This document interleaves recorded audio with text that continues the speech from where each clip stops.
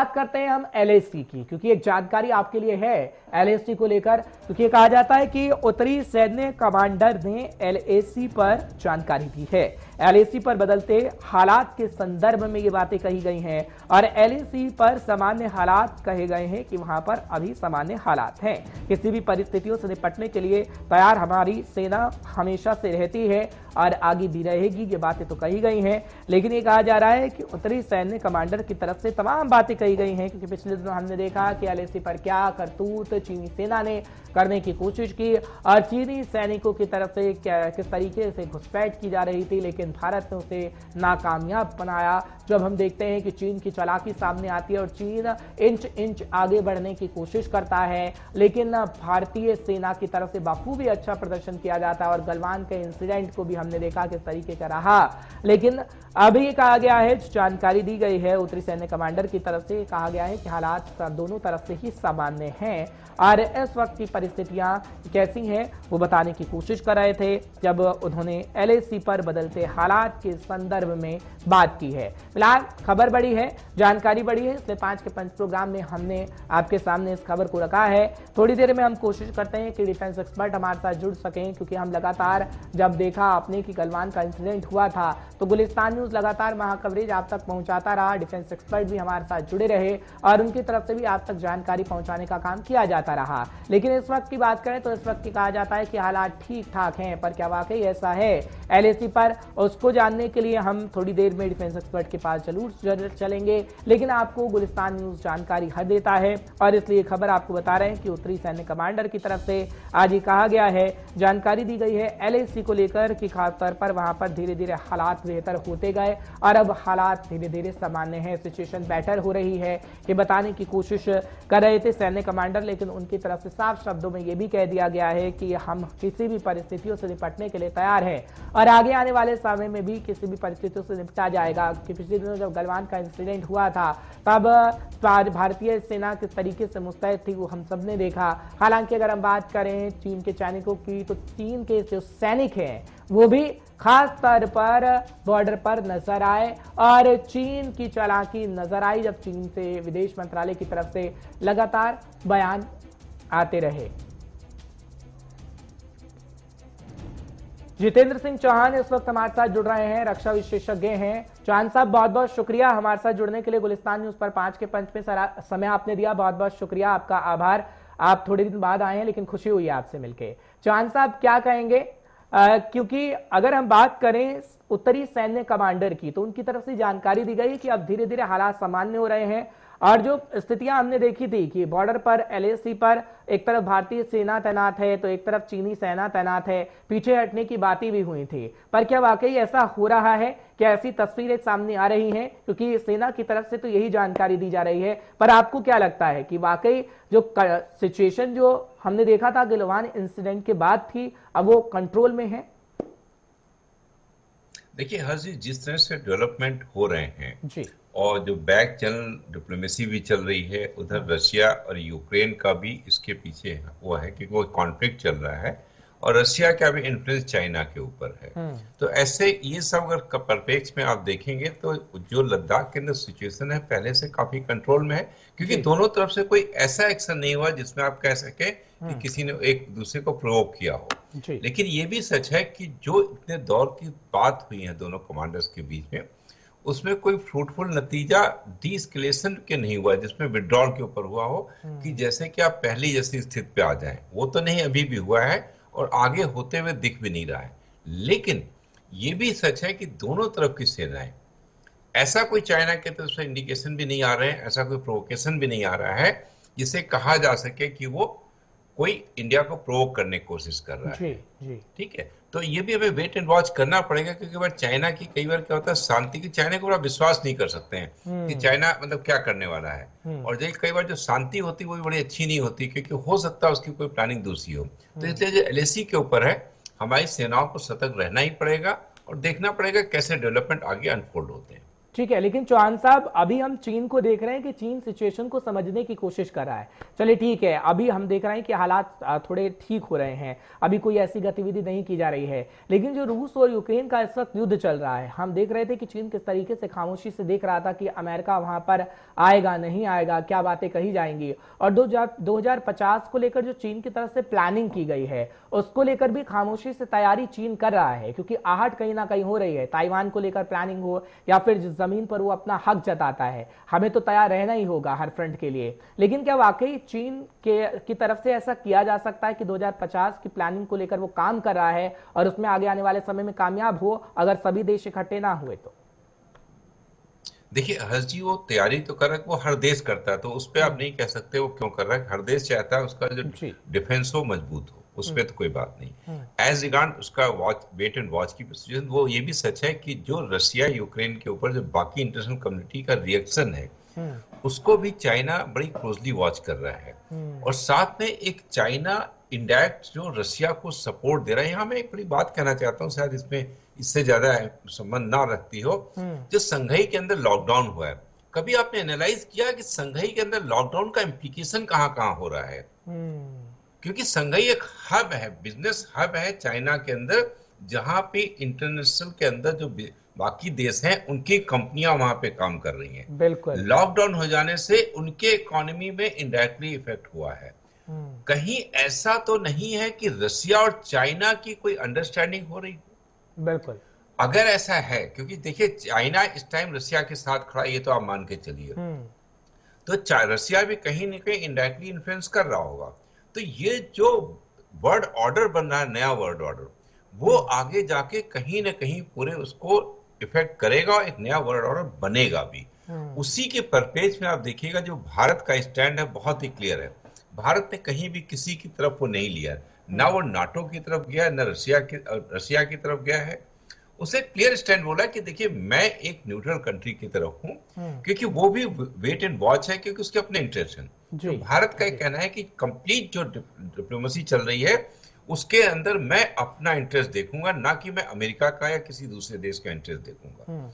और यही परपेज में आप देखिए कि ग्रेजुअली भारत की तैयारी जो हो रही है डिफेंस की, अपने खुद सेल्फ डिपेंडेंस की, उसकी तरफ भारत इसीलिए बढ़ रहा है कि कल को उसकी डिपेंडेंसी किसी पर्टिकुलर देश के ऊपर ना हो, कि वो देश उसको उसके वार प्रिपरेशंस को इफेक्ट ना कर सके। तो ये प्रिपरेशन जो चल रही चाइना भी कर रहा है, भारत उसके कर रहा है, क्योंकि भारत भी अपनी डिपेंडेंसी दूसरे देशों के ऊपर धीरे धीरे अपने के कम करने की कोशिश कर रहा है, जिससे कि जो इंटरनेशनल रिलेशन का इफेक्ट उसके ऊपर ना पड़ने पाए। ठीक है चौहान साहब, लेकिन मैं अमेरिका का भी जिक्र यहां पर करना चाहूंगा, क्योंकि अमेरिका अपना कॉम्पिटिटर जो दो लोगों को मानता है, दो देशों को मानता है, माफ करेगा, क्योंकि अगर बात करें कंपटीशन की तो सुपर पावर देश बनने की जो कंपटीशन चल रहा है इस वक्त, हम देख रहे हैं कि अमेरिका की रणनीति कैसी रही, बाइडेन साहब की रणनीति कैसे रही। लेकिन क्या वाकई अभी जो रशिया को विलन बनाने की कोशिश अमेरिका की तरफ से की गई, हमने देखा ना कि पश्चिम देश किस तरीके से विलन बना चुके हैं रशिया को, लेकिन क्या आगे आने वाले समय में चीन के लिए भी अमेरिका की कुछ तैयारी हो सकती है? क्योंकि अमेरिका सुपर पावर देश का टैग लेके बैठा है और वो नहीं चाहेगा कि कोई हमसे आगे बढ़ जाए, खासतौर पर इकोनॉमी को लेकर या फिर हथियारों को लेकर, क्योंकि अमेरिका सबसे ज्यादा अपनी यहाँ इकोनॉमी चाहता है कि हमारी इकोनॉमी मजबूत हो, लेकिन चीन अपनी इकोनॉमी को मजबूत कर रहा है। तो क्या कोई प्लानिंग अमेरिका की ऐसी हो सकती है कि चीन की कमर तोड़े, जिस तरीके से रूस को विलन बनाने की कोशिश की गई यूक्रेन के बहाने?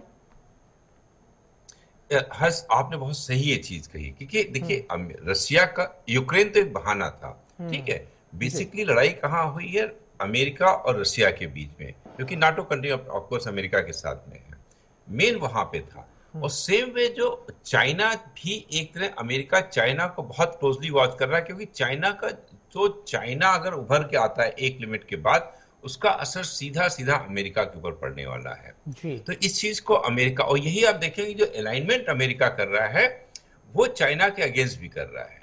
और यही रीजन उसने जो भी वेरियस अलाइनमेंट किए हैं जहां पे देशों के साथ में, उसने चाइना को जरूर बीच में मध्य रखा है और चाइना की पॉलिसीज को भी रखा है। और टाइम पे अगर देखेंगे अमेरिका इस चीज को भी देता गया है कि अगर गलती से चाइना कोई भी मिस एडवेंचर ताइवान की तरफ करता है तो अमेरिका ताइवान के साथ खड़ा होगा। तो एक तरह से दे रहा, लेकिन यहाँ पे कोई प्रॉब्लम क्या हो रही है अमेरिका के साथ, उसकी क्रेडिबिलिटी डाउटफुल होती जा रही है। क्योंकि जिसने अफगानिस्तान में हुआ, जिसने यूक्रेन के हुआ देखा जाए, यूक्रेन में बाकी सारी मदद अमेरिका ने की है, सब ये बात सही है, लेकिन जो एक फुट सोल्जर की बात थी कि अमेरिका उसके साथ खड़ा हो गया आके, वो उसने नहीं किया। तो इन बागेन में क्या हुआ, यूक्रेन बर्बाद हो गया। बिल्कुल। क्या कल को क्या रिजल्ट आएंगे नहीं पता, जो भी होगा, लेकिन यूक्रेन की इकोनॉमी, उनका इंफ्रास्ट्रक्चर कंप्लीट बर्बाद हो गया है। तो उसको दोबारा रीबिल्ड करने में पता नहीं कितने साल लग जाएंगे यूक्रेन को। तो ये चीज देखने वाली बात है। इससे तो अमेरिका की क्रेडिबिलिटी के ऊपर भी थोड़ा सा असर पड़ा है। ठीक है चौहान साहब, अब भारत पे आते हैं, क्योंकि जो भारत की तस्वीरें कहीं ना कहीं बदल रही है। आप तो बहुत सीनियर हैं सर, हम तो आप लोगों से सीखते हैं, लेकिन क्या आपको वाकई लगता है कि छवि भारत की जो इस वक्त है, ऐसे समय में सभी भारत की ओर देख रहे हैं? जिस तरीके से हमने देखा कि विदेशी नेताओं का तांता लगा रहा, और उसके बाद हमारे प्रधानमंत्री भी यूरोप के दौरे पर गए, रूस यूक्रेन को लेकर भी स्टैंड क्लियर किया कि भैया हम तो बातचीत के जरिए कहेंगे कि मसला सुलझ सकता है, इसलिए आप भी वही करिए। और बात अगर पेट्रोल डीजल की करें तो उसको लेकर भी बोला गया, तमाम मुद्दों को रखा गया और अच्छे संबंध हमारे जो बन रहे हैं। क्या पहले के मुकाबले में हम देख रहे हैं कि भारत विश्व पटल पर उभरा है और आगे आने वाले समय में जब भी कोई फैसला दुनिया के अंदर होगा तो उसमें भारत शामिल होगा? देखिए हर्ष जी, जैसा आप करें, बहुत सही आपने बात कही। ग्रेजुअली जो भारत की छवि है पूरे इंटरनेशनल कम्युनिटी के अंदर काफी उभर के आई है, और एक लीडर की क्वालिटी आई है भारत की, कि भारत अभी एक लीडर है जिसकी तरफ हर देश देख रहा है। और देखिए जिस तरह से रशिया एंड यूक्रेन का स्टार्टअप हुआ था, अमेरिका ने भारत के ऊपर प्रेशर डालने की कोशिश की थी कि भारत अमेरिका के साथ खड़ा हो, लेकिन भारत ने क्लियर कर दिया। और जब भी यूएनओ के अंदर कभी भी वोटिंग हुई तो उसने अपने आप को एब्सेंट किया, और उसने बड़े क्लियर मैसेज दिया सबको कि देखिए मैं किसी के भी साथ नहीं खड़ा होने वाला हूं, मैं अपना इंटरेस्ट देखने वाला हूं।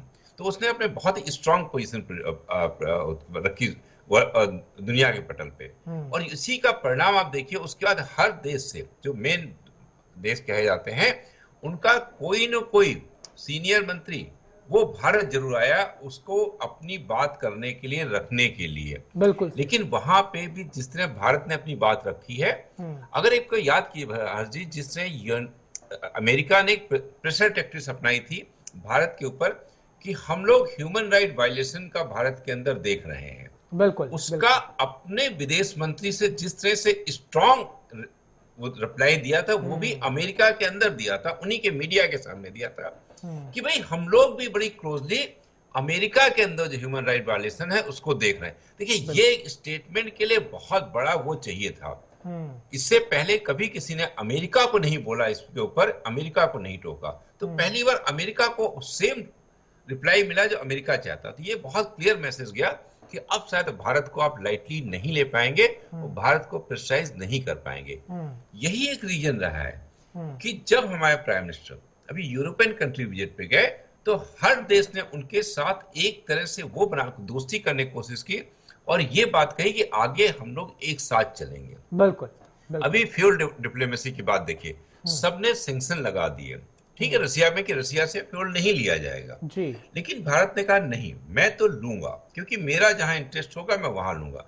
इस बात का जब जिक्र किया गया हमारे फॉरेन मिनिस्टर के साथ में, तो फॉरेन मिनिस्टर ने यही कहा कि देखिए हम एक महीने में जितना तेल लेते हैं उतना तो आप एक घंटे के अंदर ले रहे हैं यूरोपियन कंट्री। तो क्लियरली उन्होंने उनको मिरर दिखाया, और ये बड़ा स्टेटमेंट, बहुत स्ट्रांग स्टेटमेंट उन्होंने दिया कि वर्ल्ड पटल के ऊपर देखिए आप भारत को लाइटली मत लीजिए, भारत को प्रेशराइज मत कीजिए, पहले आप खुद अपने आप को देखिए, उसके बाद मुझसे बात कीजिए। तो इससे जो मैसेज अभी गए हैं पिछले इस कॉन्फ्लिक्ट के अंदर भारत का, तो एक बहुत ही स्ट्रांग मैसेज भारत ने दिया है अपने वर्ल्ड कम्युनिटी के लिए। एक आखिरी सवाल आपसे लूंगा सर, क्योंकि जाते जाते रूस यूक्रेन का भी जिक्र कर लेता हूं मैं आपसे, क्योंकि ये कहा जा रहा है कि भारत की तरफ से आगे आने वाले समय में क्या वाकई मध्यस्थता की भूमिका को निभाया जाएगा, क्योंकि भारत का स्टैंड क्लियर है और इच्छा जाहिर पिछले दिनों हमने देखा था कि विदेश मंत्री ने कर दी थी रूस के कि भारत अगर ऐसा करे तो हमें कोई इश्यू नहीं है। जेलेंस्की साहब भी कहते हैं कि भारत को विश्लेषण करना चाहिए। क्या आगे आने वाले समय में आप ऐसा देखते हैं?